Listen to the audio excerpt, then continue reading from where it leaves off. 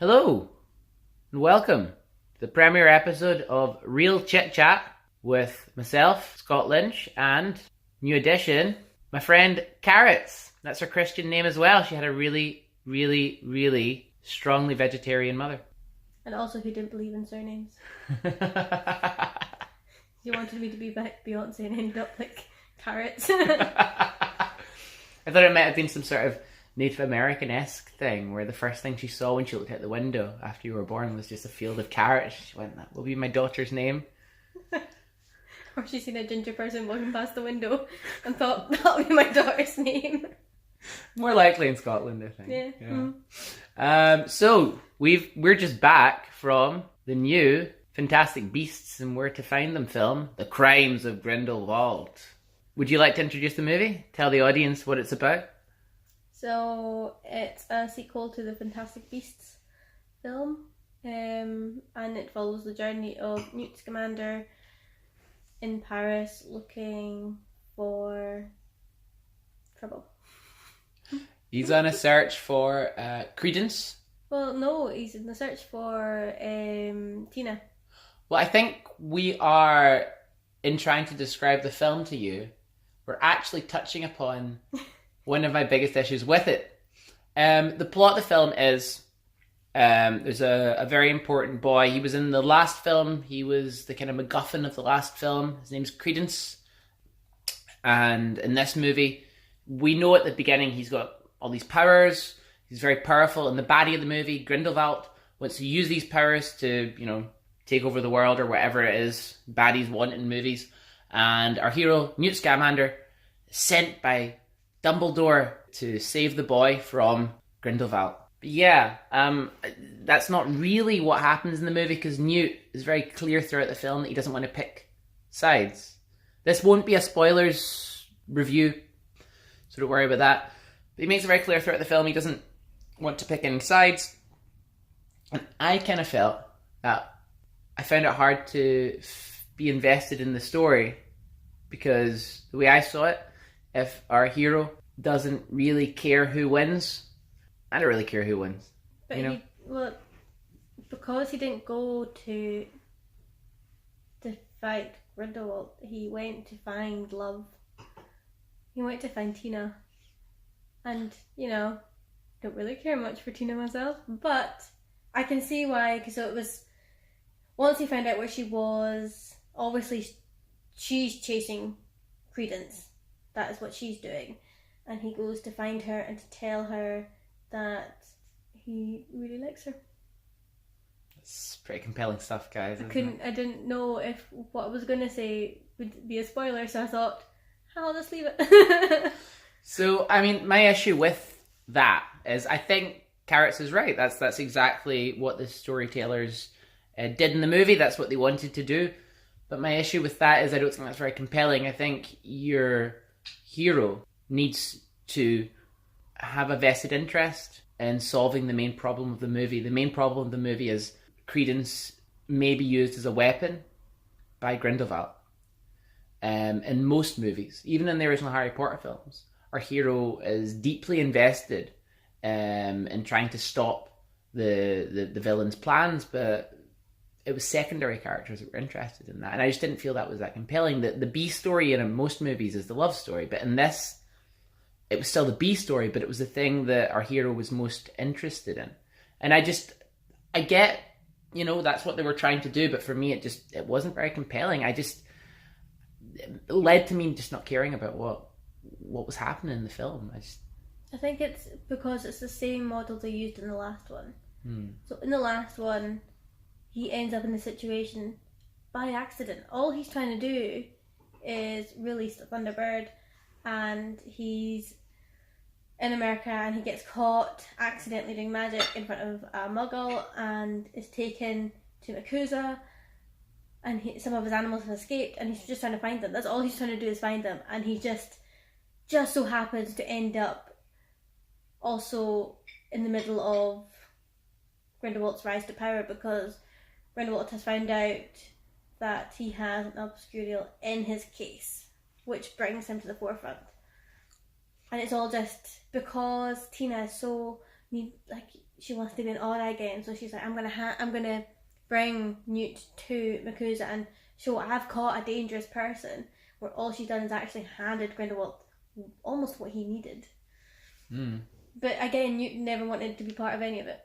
So I think they've just used the same model there as here, which is probably why it seems boring, because you've already seen it. I think it's partly that, but I think in the first movie, like, Newt becomes invested in Grindelwald's machinations a lot earlier on. Now, I don't remember it super well, but I do remember first he's just interested in catching the animals, then he falls in love with this woman, and then he does genuinely care about the whole... Because Grindelwald threatens the animals somehow, or I think he threatens Credence, and our hero's got some sort of interest in Credence. I don't quite remember, but I do remember him being more invested in what was happening. Now, I would say I wasn't a big fan of the first film either. I thought it was better than this one, but I wasn't hugely, overwhelmingly keen on it. Oh, well, there was some sort of plan to destroy humanity, wasn't there? No, that's Voldemort. Well, no.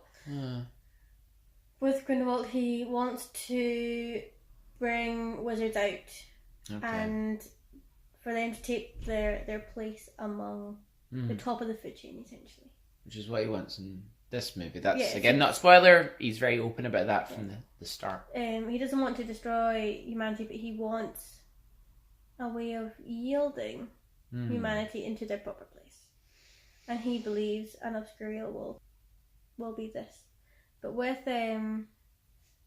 because with the first film, it was less Newt and more Tina. Newt figures it out. Newt figures out who he is pretty quickly after being captured. But it's Tina's love for Credence. Well, not love, protection for Credence. That is what brings them. And once they find out that Credence is the Obscurial, that's what triggers Newt. Because Newt tried to save a girl before and failed, and had only captured the Obscurial, and the girl died. That was it. That was the vested interest. He was invested in saving Credence from the Obscurial. There was some investment in the central plot at some point before the very end of the movie. And again, no spoilers, but that doesn't really happen till the very end of the film. And for me, it felt almost like a first act. I think as well, it probably doesn't help that I really hate Eddie Redmayne. I'm just not interested in him as an actor. He puts me off movies. I don't really find Newt Scamander an especially interesting character. I did find Credence and his love interest in this. It's not a spoiler to say who this is. This is in the commercial, isn't it? Okay, Nagini. He, near the beginning of the film, you see Credence. He's working in some sort of carnival. He's trying to discover his hidden past, where he comes from. And he's met this girl, Nagini, and they decide to escape. And I think that's a really interesting plot for a film. That, for me, that should have been the movie. I really, really like the actor who, I can't remember his name, the actor who plays Credence. He's in quite a lot of things. I think he's a really, really good actor, and I think he played Credence really well. He's a really interesting, kind of conflicted character. He's not evil by any stretch of the imagination, but he's clearly not really a moral figure either. He's too self-interested. And I thought he would have been a really compelling main character. And I think if you go see the film, you'll see why it wouldn't be too much of a stretch to imagine they might want to make a movie about this person. What do you think, Carrots? I think Credence was great. I was disappointed I didn't see more of him in Nagini. I'd agree. Because there was so... I think what got this film was there was so much happening that you didn't really know kind of who to concentrate on. So you had Newt stuff, then you had Grindelwald stuff, and then you had Credence's stuff, and then you had little bits and pieces here and there, and you're just like, too much going on. They should have focused more on even just two of them, and just had the others just coming in.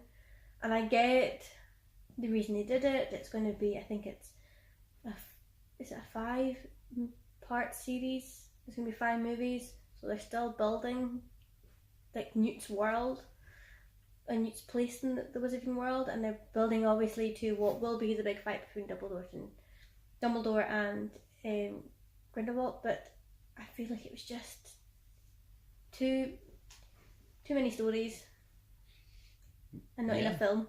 I'd agree. I'd agree wholeheartedly with that.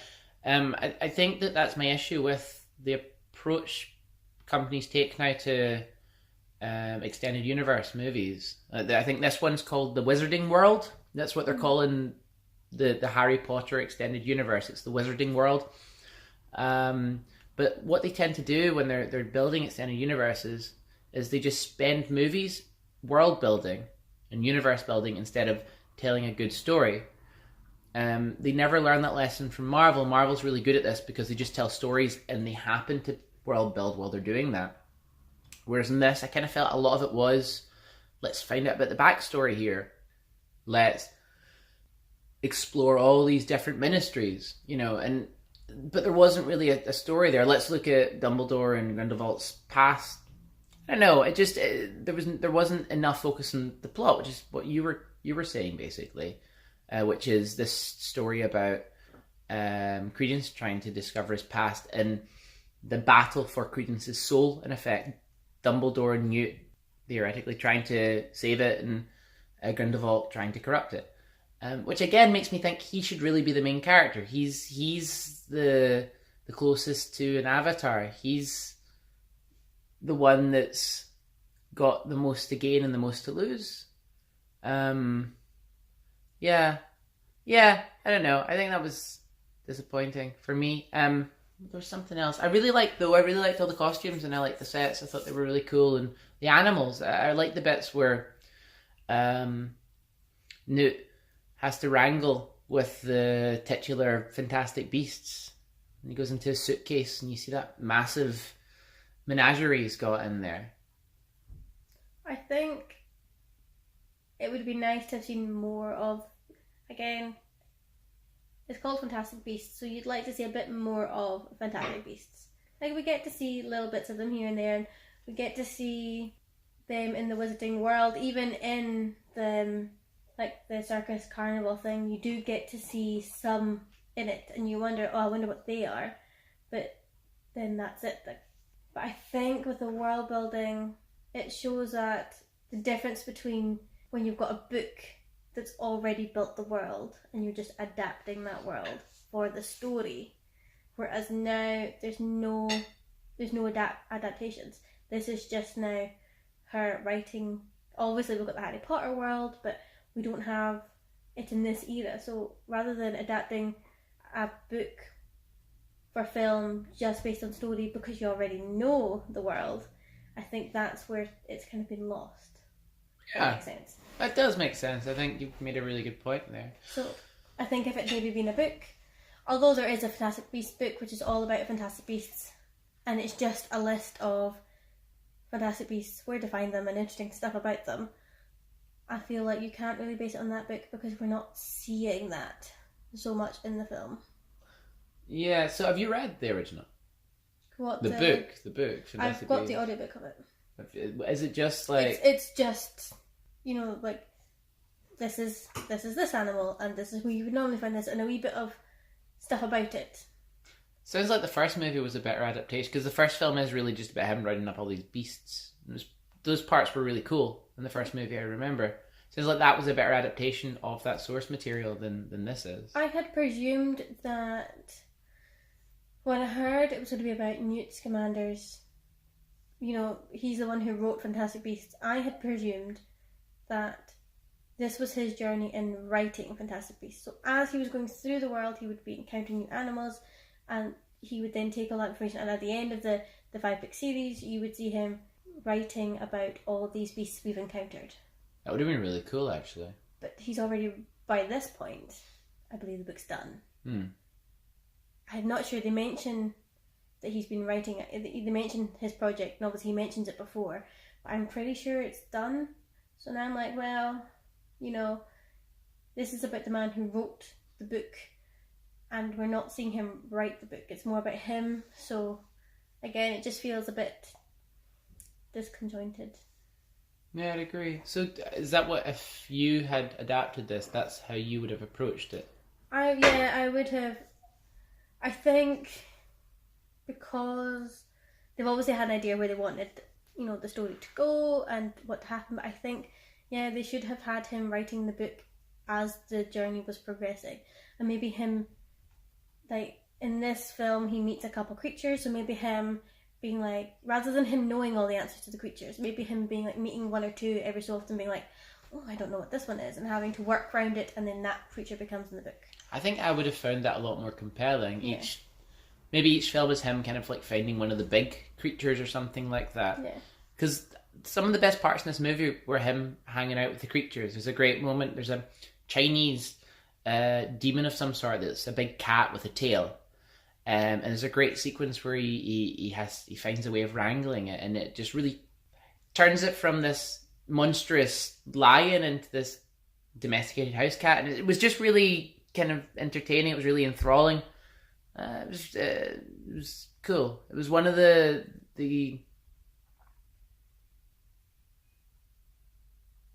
definitely one of the high points of the movie. And maybe if the movie had been more like that, that would have been fun. Yeah, it's easy to get lost in the story you want to tell and losing the story that you were originally going to tell. That's actually a very, very good point, and also a very good lesson to any writers out there. And on that note, we're going to bring proceedings to a close. Would you watch this film again? I would. I would watch it again because with the Wizarding World, I want to know what I've missed. So because I've been kind of concentrating on so many different plots, I feel like I'll need to go back and pick up the things. Chances are I'll just watch some fan theories and that'll help fill in the blanks. And would you watch a sequel to the movie? Yeah, I'll just keep watching them.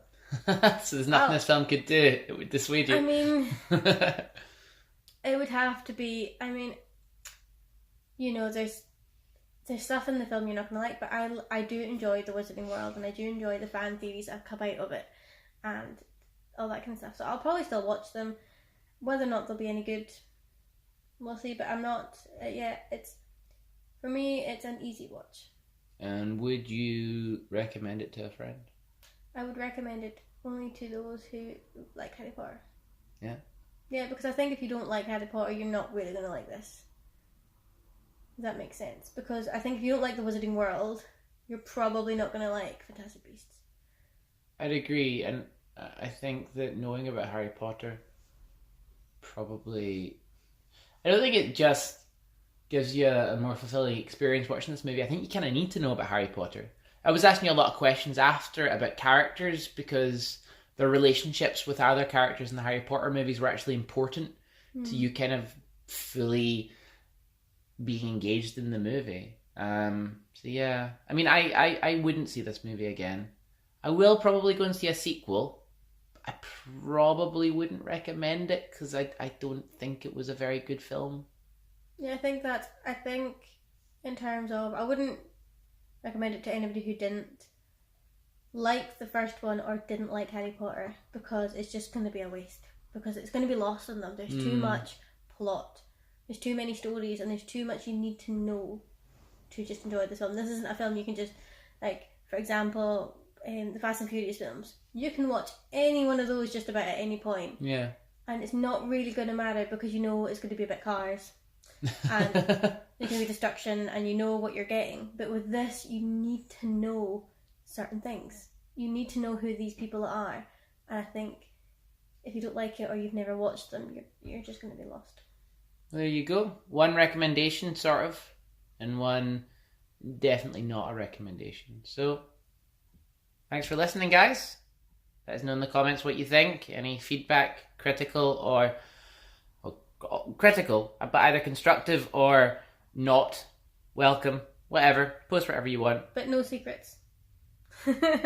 No spoilers in the comments. No spoilers in the comments. At least for the first 2 weeks. So there's going to be someone who's not seen it and is going to read them and be like, no, I didn't know this. Thanks very much, guys.